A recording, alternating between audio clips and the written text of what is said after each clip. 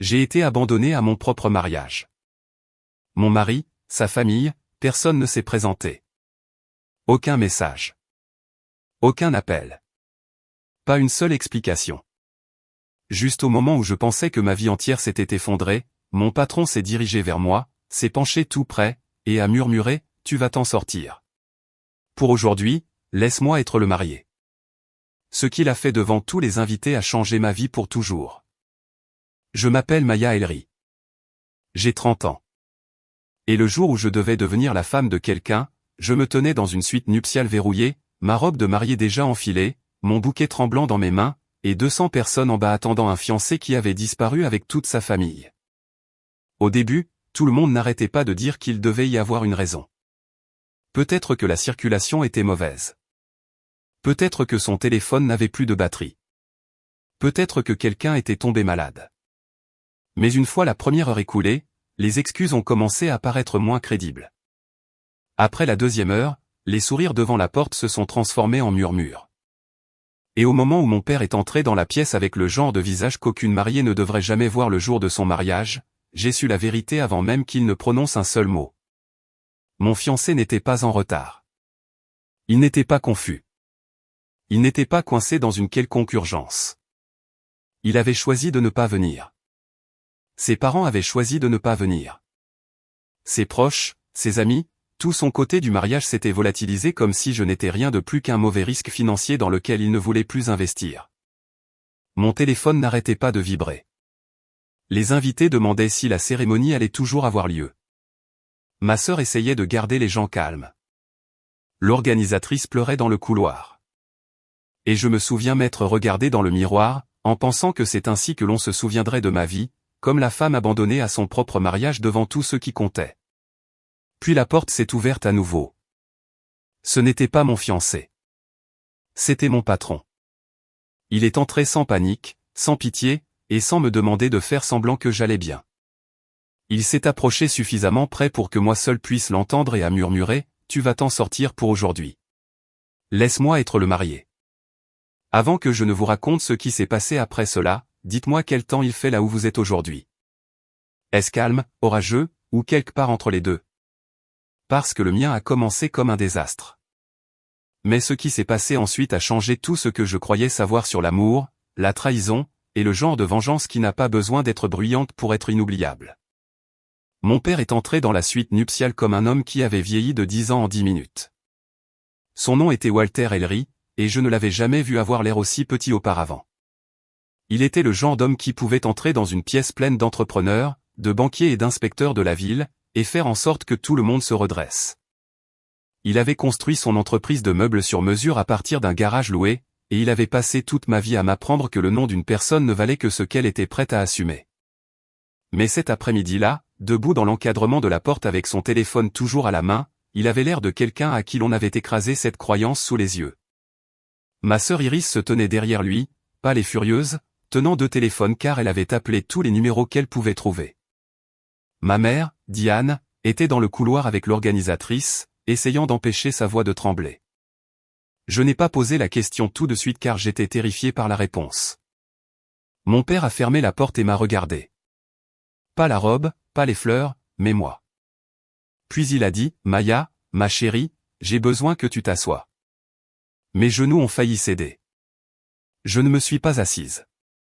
J'ai juste tenu mon bouquet plus fort et j'ai dit, « Dis-moi. » Il a dégluti difficilement.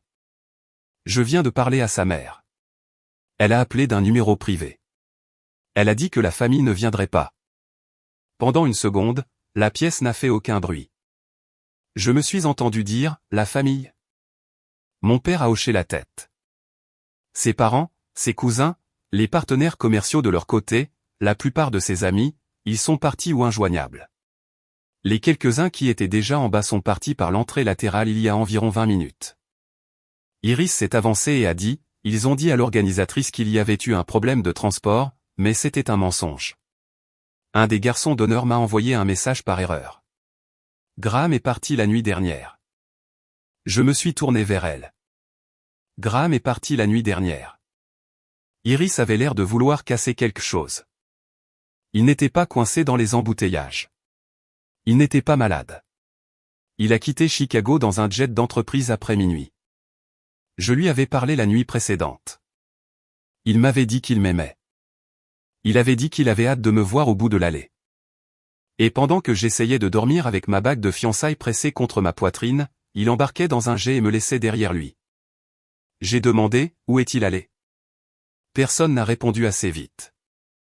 J'ai demandé à nouveau, plus fort cette fois. Où est-il? Mon père a regardé le sol. Puis il a dit que sa mère ne le dirait pas clairement, mais qu'Ethan Eroer avait envoyé un message à Iris. Il est à Aspen avec une personne nommée Serena Voss. Le nom m'a frappé car je le connaissais.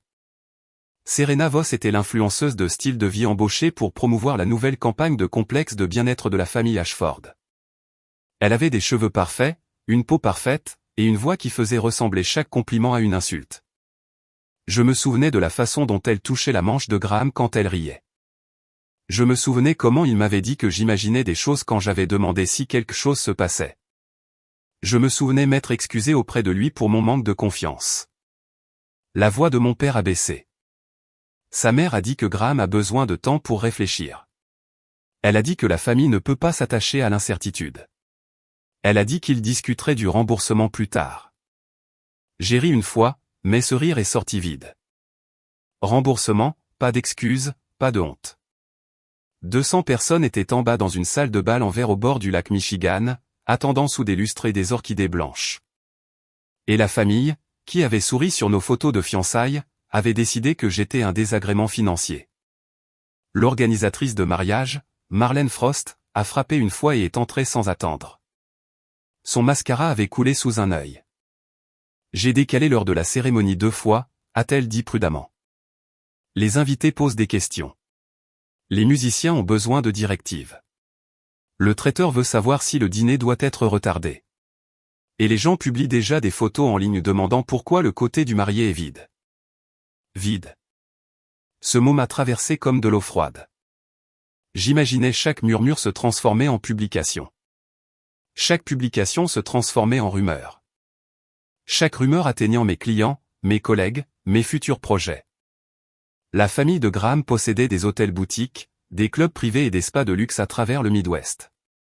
Mon entreprise concevait des espaces pour certaines des mêmes personnes qui investissaient dans les complexes de sa famille. D'ici lundi matin, mon humiliation serait le sujet de conversation du déjeuner dans chaque restaurant cher du centre-ville. Je pouvais déjà entendre les versions cruelles. Elle a dû faire quelque chose. Il a dû découvrir quelque chose. Aucun homme ne laisse une mariée devant l'autel sans raison. J'ai regardé mon père et j'ai vu ses mains trembler. Il avait sculpté l'arche en noyer lui-même. Il avait passé des week-ends à finir les tables de réception car il avait dit qu'aucune de ses filles n'entrerait dans une salle louée qui n'avait pas quelque chose fait avec amour. Et maintenant, l'amour était devenu une scène pour la honte publique. Ma mère a mis ses bras autour de moi, mais je n'ai pas pleuré. Pleurer rendrait cela réel et une part stupide de moi voulait encore croire que la porte s'ouvrirait et que Graham se précipiterait avec une explication impossible qui réparerait tout. Mais la porte est restée fermée. La seule chose qui s'est ouverte a été mon téléphone, s'allumant encore et encore avec des messages auxquels je ne pouvais pas répondre. Est-ce que tu vas bien? Est-ce que le mariage a toujours lieu? Maya, que se passe-t-il? J'ai regardé le miroir. J'ai vu une mariée dans une robe parfaite sans nulle part où aller. Puis j'ai murmuré, il ne m'a pas seulement quitté. Il m'a laissé là pour qu'il me regarde. Personne ne savait quoi faire d'un tel silence. Ma mère continuait de me frotter le dos comme si j'étais une petite fille avec de la fièvre. Iris faisait les 100 pas devant les fenêtres, marmonnant des mots qu'elle ne dirait jamais devant notre père. Marlène essayait de parler professionnellement, mais sa voix n'arrêtait pas de se briser car même les organisatrices de mariage ont des limites, et regarder une mariée se faire abandonner par toute une famille en était apparemment une. Mon père a demandé si je voulais qu'il annonce une urgence. Il a dit que nous pouvions dire à tout le monde que Graham était tombé malade. Nous pouvions blâmer le retard sur une affaire familiale privée. Nous pouvions vider la salle de bal discrètement et laisser les gens manger avant de partir. Chaque option sonnait comme une autre façon de jeter une couverture sur mon humiliation pour que Graham puisse rester propre. J'ai ouvert la bouche pour répondre, mais quelqu'un a de nouveau frappé à la porte. Iris a craqué. Pas maintenant. La porte s'est ouverte quand même.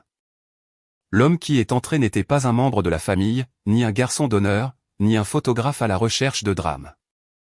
C'était Nathaniel Cross, mon patron, le fondateur et président directeur général de Crossline Design Group, l'homme qui m'avait embauché 5 ans plus tôt alors que je me battais encore pour être pris au sérieux dans des salles pleines de designers plus âgés avec de meilleures relations. J'avais vu Nathaniel calmer des investisseurs en colère, sauver des rénovations d'hôtels défaillantes, et négocier avec des milliardaires qui pensaient que l'argent les rendait plus intelligents que tout le monde. Je ne l'avais jamais vu entrer dans une pièce comme s'il avait peur de ce qu'il pourrait y trouver. Il portait un smoking noir car il m'avait dit des semaines auparavant qu'il avait un gala de charité après ma réception et qu'il pourrait partir tôt. Pendant un moment, personne n'a parlé. Puis il a regardé mon père et a dit « Walter, laissez-moi 2 minutes avec elle. » Mon père s'est raidi. Iris a croisé les bras. J'aurais dû me sentir gêné que mon patron me voie ainsi, ruinée et tremblante dans une robe qui semblait soudainement plus lourde qu'une armure, mais Nathaniel ne m'a pas regardé comme si j'étais ruiné. Il m'a regardé comme si j'étais encore debout. Mon père a demandé « Pourquoi ?» Nathaniel a répondu sans me quitter des yeux. Parce que chaque personne en bas attend de décider ce que cette journée signifie. Et la seule personne qui devrait décider cela est Maya. C'était la première phrase que quelqu'un avait prononcée de tout l'après-midi qui m'a fait sentir que j'avais un choix. Ma famille a reculé, pas vraiment par confiance, mais par épuisement. Nathaniel s'est approché lentement, s'arrêtant suffisamment loin pour que je puisse respirer. Il ne m'a pas touché. Il a simplement dit, j'en sais assez. Je sais qu'il est parti. Je sais que sa famille est partie. Je sais qu'il y a des gens en bas qui font semblant de ne pas fixer les chaises vides.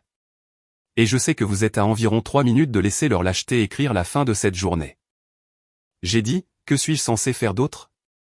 Descendre là-bas toute seule et remercier tout le monde d'être venu me regarder me faire abandonner? Sa mâchoire s'est contractée, mais sa voix est restée calme. Vous pourriez.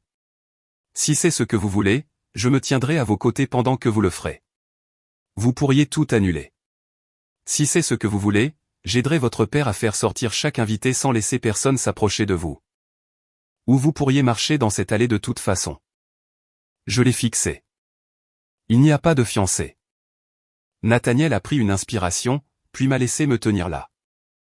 L'atmosphère de la pièce a changé. Iris a arrêté de faire les 100 pas. Ma mère a émis un petit son. Mon père a dit, Nathaniel. Mais Nathaniel a continué à me parler. Pas comme votre mari, à moins qu'un jour vous ne fassiez ce choix avec un esprit clair et un cœur clair, pas comme une ruse, pas comme un mensonge sur un papier légal. La licence porte le nom d'un autre homme. Donc rien de signé aujourd'hui ne serait valide. Et je ne vous demanderai jamais de faire quelque chose de malhonnête, mais comme une cérémonie symbolique, comme un vœu public que vous n'avez pas été laissé seul. Oui, je peux me tenir là. Je peux prendre la place qu'il a abandonnée. Je peux m'assurer que la dernière image dont ses invités se souviendront ne sera pas vous en train d'être humilié. Les battements de mon cœur étaient si forts que j'ai à peine entendu mon père dire, c'est de la folie. Nathaniel l'a enfin regardé.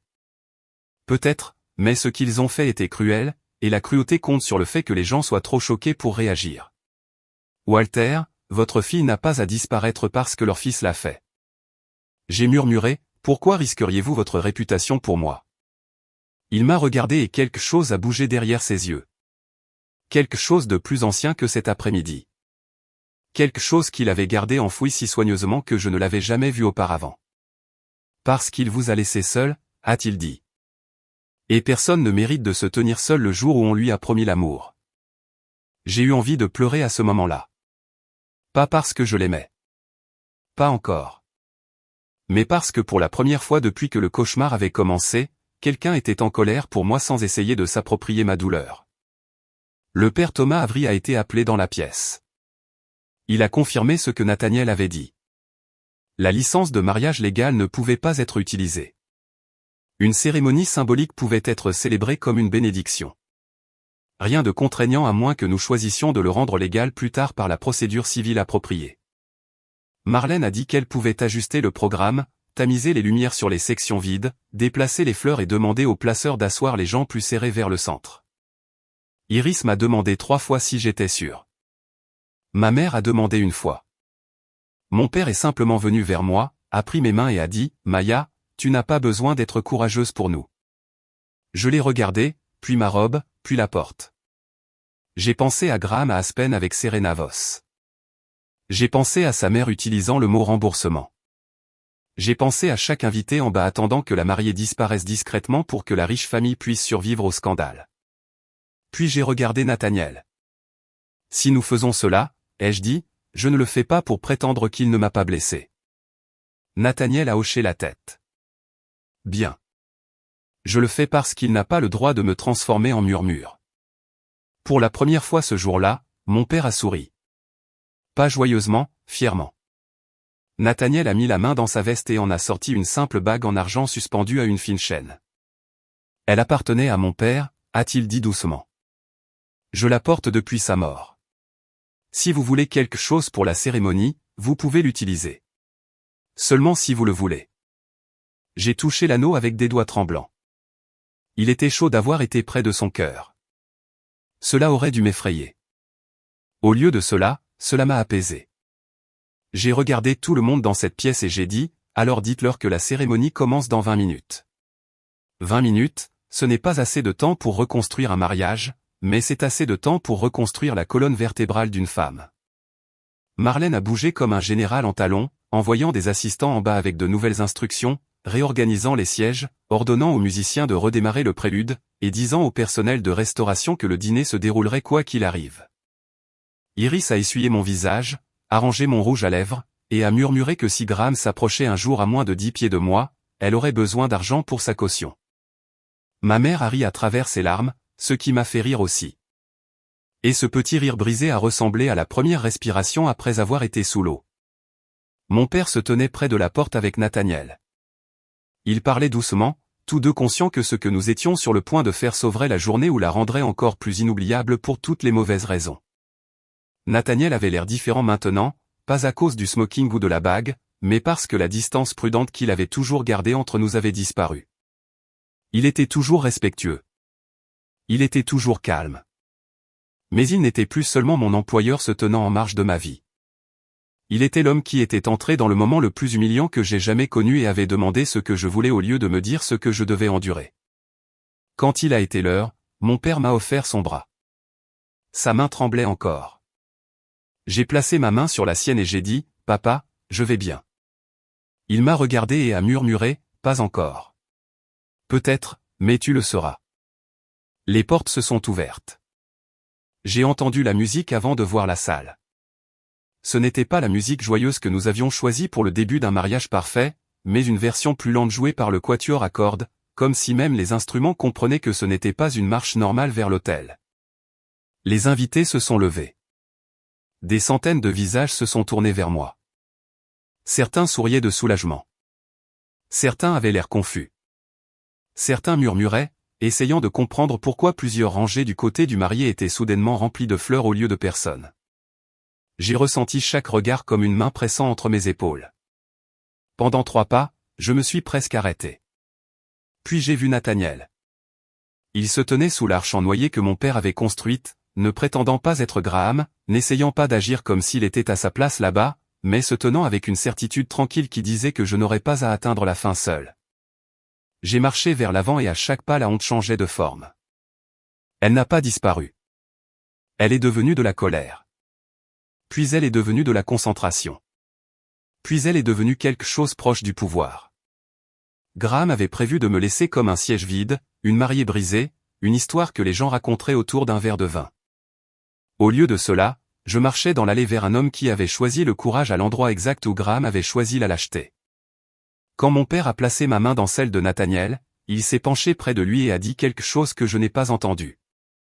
Plus tard, j'ai appris que mon père avait dit « Ne me faites pas regretter de vous avoir confié ce qu'il reste de cette journée. » Nathaniel avait répondu « Je protégerai son choix, je ne le revendiquerai pas. » C'était la différence entre lui et l'homme qui m'avait quitté.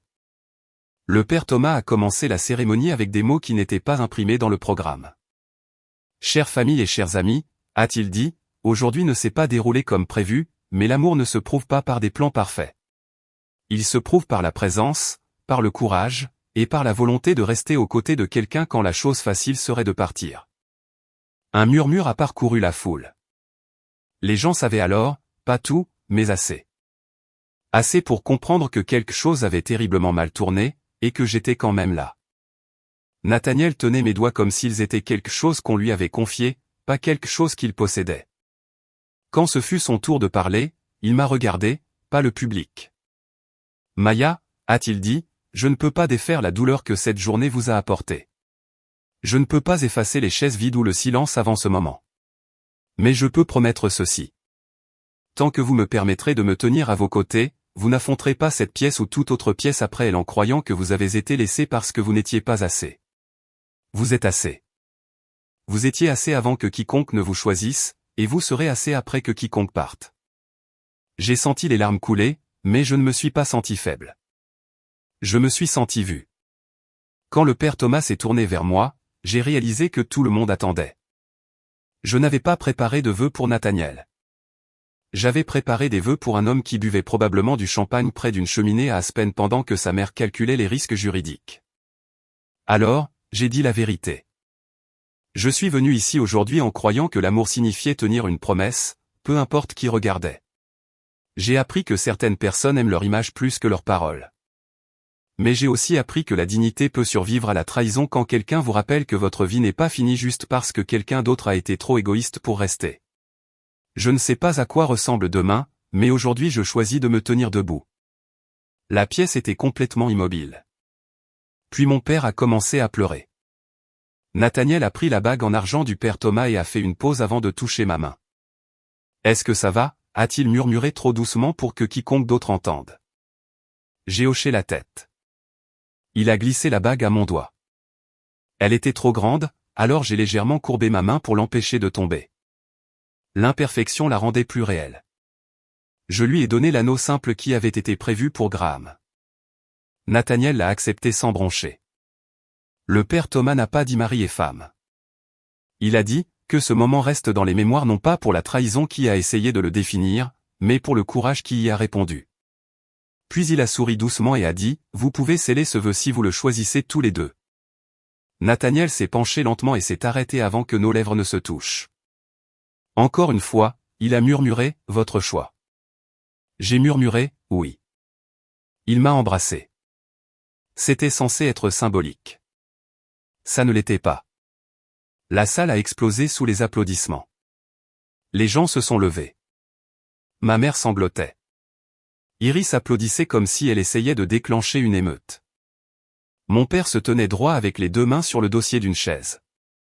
Nathaniel et moi nous sommes tournés pour faire face aux invités et j'ai vu quelque chose à quoi je ne m'attendais pas. Pas de la pitié, du respect. La réception qui a suivi aurait dû sembler fausse, mais ce ne fut pas le cas. Elle a semblé étrange, tendre, fragile et vivante. Les gens m'ont félicité avec des regards prudents. Certains m'ont serré dans leurs bras plus longtemps que nécessaire. D'autres ont pressé ma main d'une manière qui me disait qu'ils comprenaient plus qu'ils ne le diraient jamais à haute voix. La première danse a commencé parce que Marlène a refusé de laisser le désastre gagner. Nathaniel m'a offert sa main. « Seulement si vous le voulez » a-t-il dit. J'ai regardé la pièce, les invités, les caméras, les fleurs couvrant les chaises vides. Puis je l'ai regardé. Je veux finir ce que j'ai commencé. Il m'a conduite sur la piste. Nous avons dansé lentement, pas encore comme des amoureux, pas non plus comme des étrangers. À la moitié de la chanson, il a dit, « Respirez, Maya. Vous avez traversé la pire partie. » J'ai levé les yeux vers lui et j'ai dit, « Vraiment ?» Son expression s'est assombrie juste assez pour que je sache qu'il avait compris. « Non, » a-t-il dit. « Mais maintenant, vous n'affronterez pas le reste toute seule. » Au moment où le dîner a été servi, l'histoire avait déjà commencé à changer. Les gens ne savaient pas exactement ce qui s'était passé, mais ils en savaient assez. Graham Ashford et sa famille avaient disparu, et Nathaniel Cross avait marché dans le feu sans demander d'applaudissements.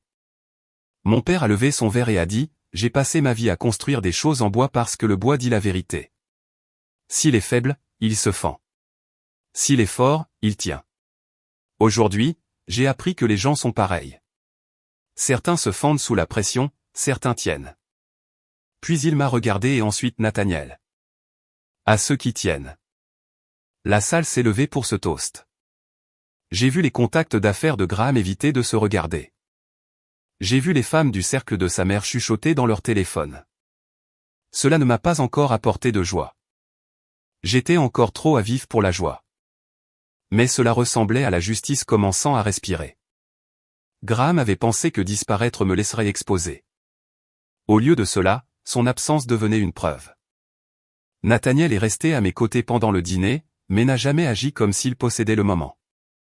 Il n'a pas touché ma taille à moins que je ne tende la main vers lui en premier. Il n'a pas interrompu quand les gens me parlaient. Vers la fin de la réception, il a demandé si je voulais prendre l'air. J'ai hoché la tête et il m'a guidé sur la terrasse surplombant le lac.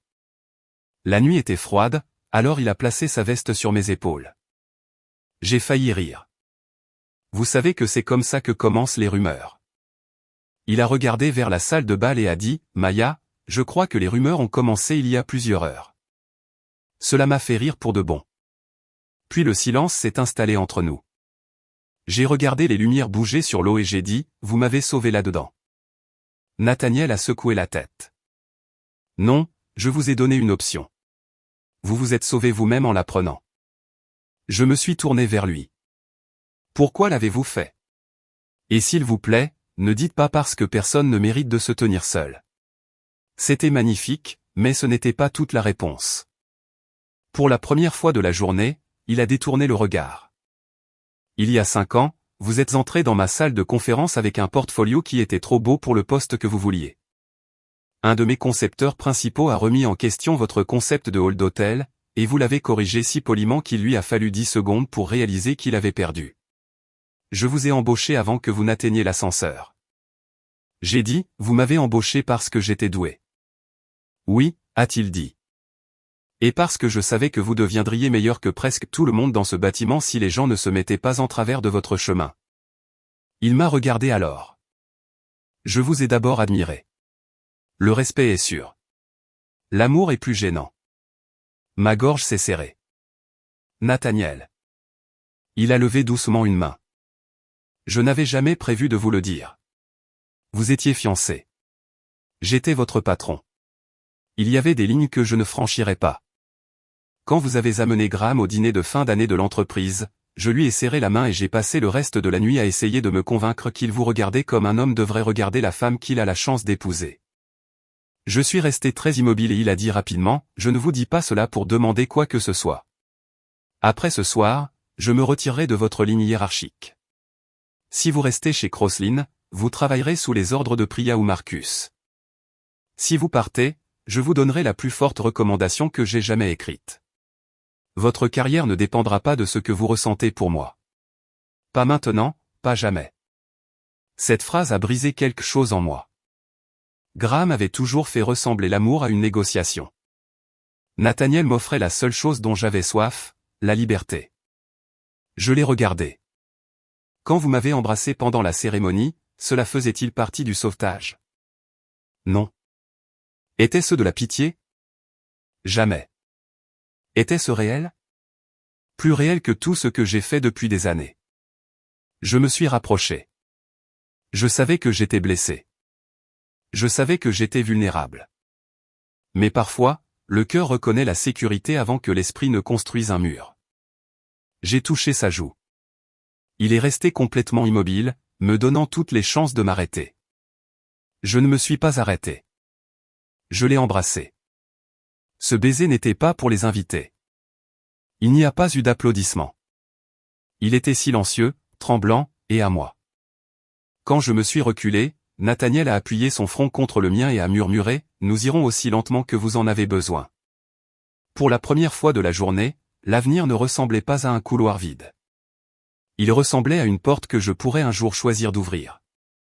Graham Ashford est revenu 17 jours plus tard avec un bronzage, un manteau en cachemire, et la confiance d'un homme à qui l'on n'avait jamais dit non par quiconque d'important.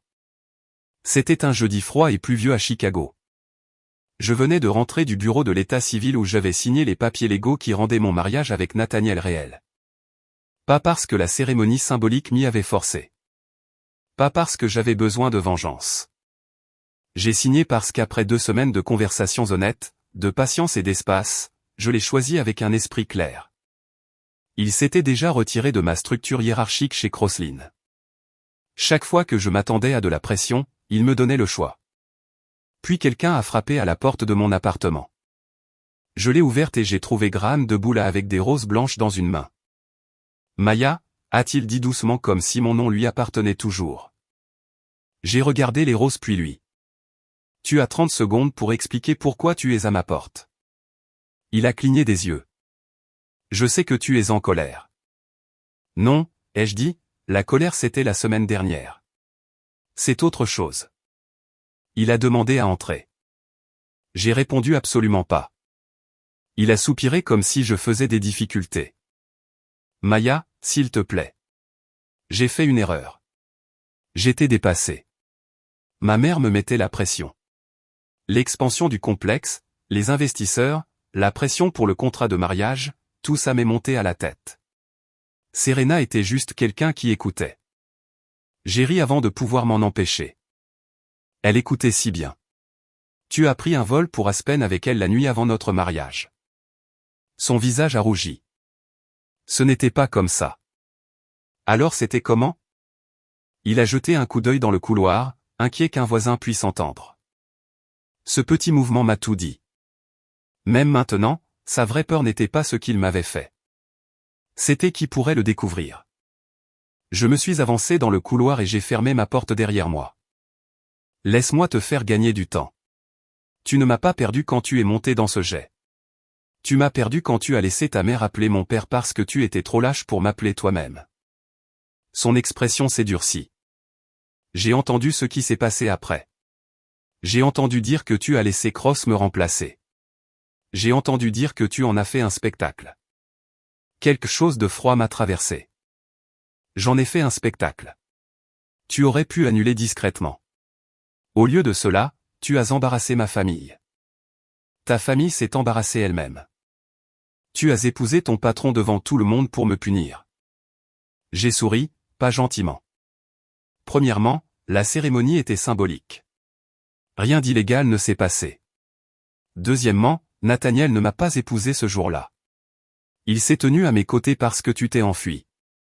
Troisièmement, si tu es venu ici en espérant trouver la femme que tu as laissée en pleurs dans une suite nuptiale, elle n'est plus disponible. Graham m'a fixé. Qu'est-ce que ça veut dire? J'ai levé ma main gauche. La bague en argent du père de Nathaniel avait été redimensionnée. En dessous se trouvait une simple alliance de la cérémonie au tribunal. Le visage de Graham a complètement changé. Non. Oui, je suis légalement marié à Nathaniel Cross depuis cet après-midi. Il a eu l'air d'avoir été giflé. Tu t'attends à ce que les gens croient qu'il ne se passait rien. Je me suis rapproché. Sois prudent, Graham. Tu ne veux pas faire d'accusation quand j'ai assez de preuves pour enterrer la version que ta famille essaie de vendre. Ses yeux ont scié. Quelle preuve? Je lui ai montré des captures d'écran. Le message d'Ethan disant que Graham était parti la nuit précédente. Une photo de Graham et Serena embarquant dans le jet de l'entreprise Ashford. Un message vocal de Margaret Ashford discutant de l'image de la marque au lieu de ma douleur. Une chaîne de courriels sur la façon de faire passer le mariage abandonné pour ma dépression émotionnelle si la presse posait des questions. Graham a pâli. Tu n'as aucune idée de ce que tu fais. Ma famille peut te ruiner. Ta petite carrière de designer dépend de personnes comme nous. Je l'ai regardé pendant un long moment. C'était l'homme que j'avais failli épouser. Le vrai. Celui qui pensait que l'amour était une échelle et que quiconque en dessous de lui pouvait être piétiné. J'ai ouvert la porte de mon appartement. Pars. Il a laissé tomber les roses à mes pieds. Tu regretteras de l'avoir choisi. J'ai baissé les yeux sur les fleurs puis je les regardais à nouveau. Graham, le choisir n'était pas la vengeance. Ne pas te choisir, ça l'était. J'ai fermé la porte. 3 jours plus tard, Margaret Ashford a fait une déclaration à un blog d'hôtellerie de luxe affirmant que son fils s'était retiré du mariage en raison de préoccupations concernant mon instabilité émotionnelle et ma proximité inappropriée avec Nathaniel. C'était élégant, cruel et faux. Mon avocate, Rebecca Sloan, a publié la chronologie, les détails du mariage abandonné, les registres du jet de l'entreprise, les messages et le message vocal de Margaret. L'équipe juridique de Nathaniel a confirmé qu'il s'était retiré de ma chaîne hiérarchique avant notre mariage légal et le père Thomas a confirmé que la cérémonie du jour du mariage avait été symbolique. Puis Serena Voss est allée en ligne. Graham lui avait promis qu'il mettait fin aux choses avec moi avant le mariage, puis a essayé de ramper vers elle après que je l'ai rejeté. Serena a publié des messages, des photos d'Aspen et une note vocale où Graham riait du fait d'avoir besoin d'un week-end dramatique avant de retourner régler la situation de la mariée. La situation de la mariée. Cette expression est devenue virale au matin. Les gens la répétaient sous chaque publication de la marque Ashford. Des mariés ont jeté des cartes cadeaux de spa Ashford en vidéo. D'anciens employés ont partagé des histoires sur des heures supplémentaires non payées et une gestion toxique. Les investisseurs ont commencé à demander pourquoi un jet de l'entreprise avait été utilisé pour l'évasion personnelle de Graham. Le conseil d'administration a gelé l'expansion du complexe de bien-être de 40 millions de dollars. Un prêteur majeur s'est retiré. 2 partenaires de clubs privés ont suspendu leur contrat. En moins de 6 semaines, Graham a été démis de son rôle de développement exécutif. Margaret a démissionné du conseil d'administration. Après que le message vocal soit devenu un cauchemar de relations publiques, la famille Ashford a vendu 3 emplacements de spa pour couvrir les dettes de l'expansion effondrée. La dernière chose que j'ai entendue, c'est que Graham avait été envoyé pour gérer un pavillon de bien-être en difficulté dans l'Idaho. Loin des caméras, des investisseurs et des femmes qu'il pensait attendre pour toujours. Il a envoyé un dernier courriel des mois plus tard. Aucune excuse, juste une phrase. J'espère que tu es heureuse de ce que tu as fait. Je l'ai supprimé sans répondre. Je n'ai pas ruiné Graham Ashford. J'ai arrêté de le protéger des conséquences d'être lui-même. Le bonheur n'est pas arrivé comme un feu d'artifice. Il est arrivé tranquillement dans de petites habitudes dont je ne savais pas que j'avais besoin. Nathaniel a appris comment je prenais mon café, puis a fait semblant de ne pas remarquer quand je le changeais une semaine sur 2. Il a laissé de l'espace près de la fenêtre parce que j'aime dessiner à la lumière du matin. Il n'a jamais utilisé ma douleur comme preuve que je lui devais de l'amour. Les nuits où le souvenir de la suite nuptiale revenait trop vivement, il ne me disait pas de passer à autre chose. Il s'asseyait à côté de moi et me rappelait que la guérison n'était pas une performance. Pendant un certain temps, je suis resté chez Crosslin Design Group sous la direction d'un autre associé, exactement comme Nathaniel l'avait promis. Mais 6 mois plus tard, j'ai voulu quelque chose à moi.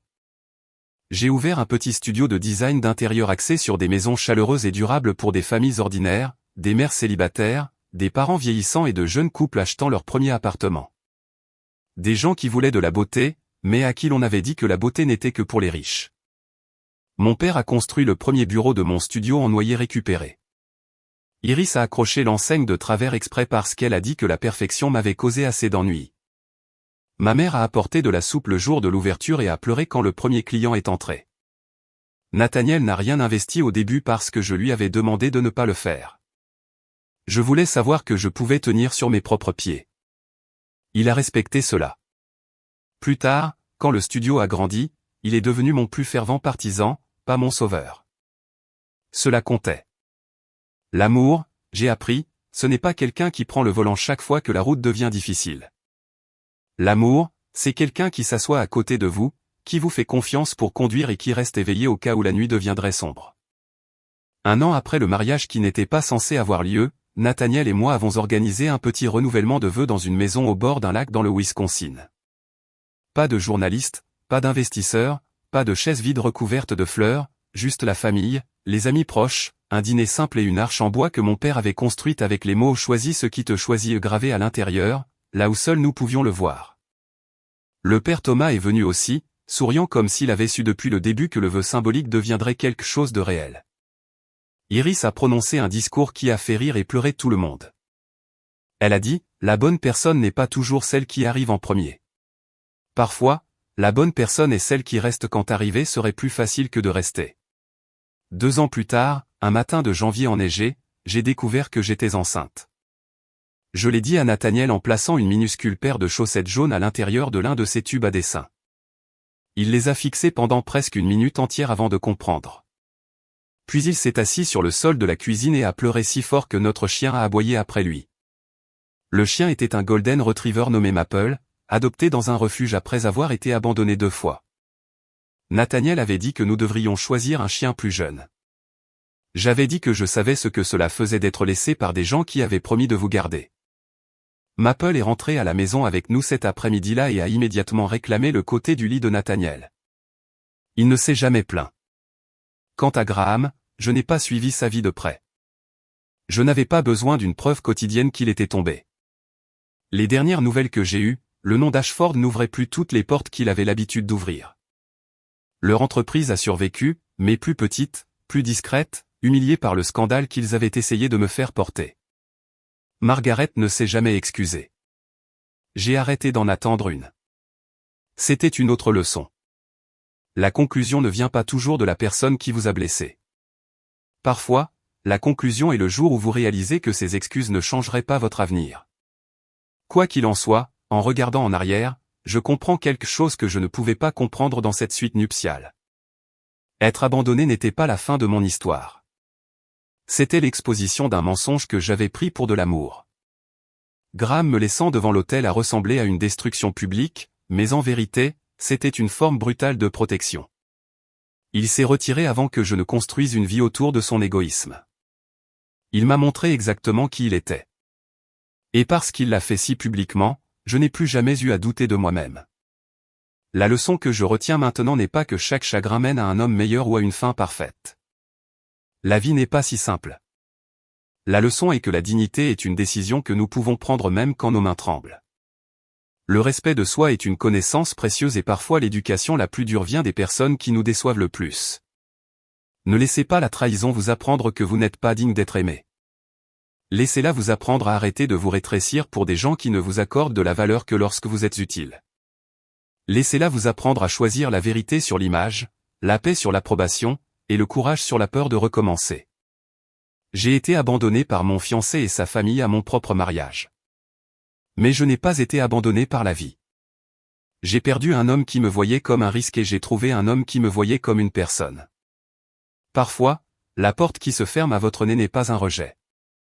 Parfois, c'est une protection, et parfois la personne qui vous quitte devant tout le monde ne fait que laisser de la place pour la personne assez courageuse pour se tenir à vos côtés quand tout le monde regarde. Merci de soutenir notre chaîne et de rester jusqu'à la fin.